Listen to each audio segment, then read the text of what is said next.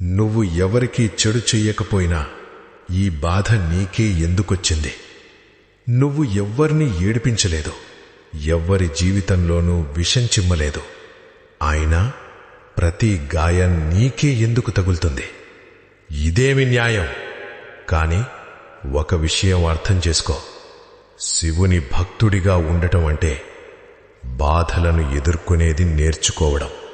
శివుడు ఎవర్ని తనవాళ్లనుకుంటాడో మొదట వారి కర్మల లెక్కను తీర్చేస్తాడు. ఆ లెక్క కన్నీళ్లు, ఓటమి, ఒంటరితనంతో నిండిపోయుంటుంది. నువ్వు కుంగిపోయింది నువ్వు చెడ్డవాడివి కాబట్టి కాదు, నువ్వు మంచివాడివి కాబట్టి. శుద్ధమైనది మాత్రమే కరిగించబడుతుంది. పాపం చేసిన వాళ్ల సమయం కూడా వస్తుంది.